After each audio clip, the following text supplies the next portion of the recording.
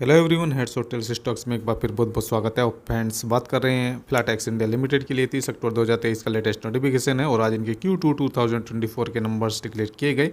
Broad comparison की तरफ बढ़ेंगे और यहाँ पर फ्लैटेक्स इंडिया के लिए बात करेंगे। अभी हम फ्लैटेक्स इंडिया लिमिटेड के लिए इनके अनऑडिटेड फाइनेंशियल नंबर्स के ऊपर हैं। 30 सितंबर 2023 क्वार्टर यानी कि Q2 के नंबर्स हैं। जो वैल्यूज़ हैं यहाँ पर लाख्स में दी गई हैं और इन वैल्यूज़ को कन्वर्ट करके हम करोड़ में लेकर चलेंगे और इन वैल्यूज़ को राउंड फिगर में भी लेकर कंपेयर करेंगे सो दैट के कंपेरिजन करने में आसानी रहे। सबसे पहले यहाँ पर क्लासिफिकेशन समझेंगे कॉलम्स का। ये आपके इस क्वार्टर के Q2 के नंबर्स हैं, ये लास्ट क्वार्टर के Q1 के और ये लास्ट ईयर के Q2 के नंबर्स हैं।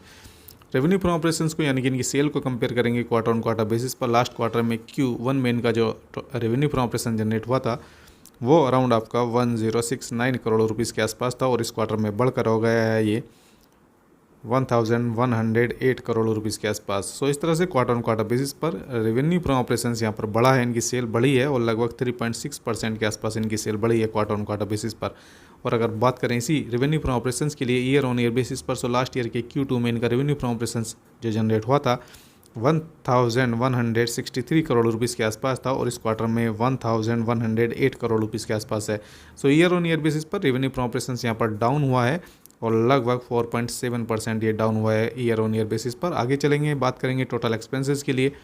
टोटल एक्सपेंसेस को अगर कंपेयर करें तो क्वार्टर ऑन क्वार्टर बेसिस पर इनका जो एक्सपेंस है वो यहाँ पर कम हुआ है, बढ़ा है।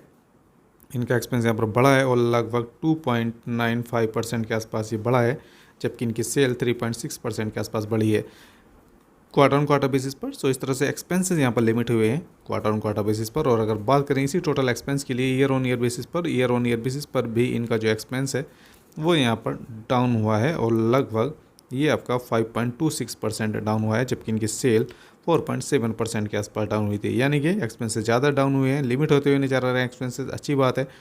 आगे बात करेंगे यहाँ पर नेट प्रॉफिट के लिए। अगर नेट प्रॉफिट को कंपेयर करें तो लास्ट क्वार्टर में Q1 में इनका net profit around 18 crore rupees के आसपास था और इस क्वार्टर में 23 करोड़ रुपीज़ के आसपास है। क्वार्टर ऑन क्वार्टर बेसिस पर नेट प्रॉफिट बढ़ा है और लगभग 31% के आसपास ये बढ़ता हुआ नजर आया क्वार्टर ऑन क्वार्टर बेसिस पर। और बात करें इसी नेट प्रॉफिट के लिए ईयर ऑन ईयर बेसिस पर, लास्ट ईयर के Q2 में 25 करोड़ रुपीज़ के आसपास इनका नेट प्रॉफिट था और इस क्वार्टर में 23 करोड़ रुपीज़ के आसपास है। ईयर ऑन ईयर बेसिस पर नेट प्रॉफिट डाउन हुआ है और लगभग 8.18% ये डाउन हुआ है ईयर ऑन ईयर बेसिस पर। यहाँ पर फिलाटेक्स के लिए मिक्स नंबर्स देखने को मिल रहे हैं और देखना होगा किस तरह से मार्केट लेता है इन नंबर्स को। और अगर बात करें EPS की अर्निंग पर शेयर यहाँ पर बढ़ा है क्वार्टर ऑन क्वार्टर बेसिस पर और ईयर ऑन ईयर बेसिस पर कम हुआ है।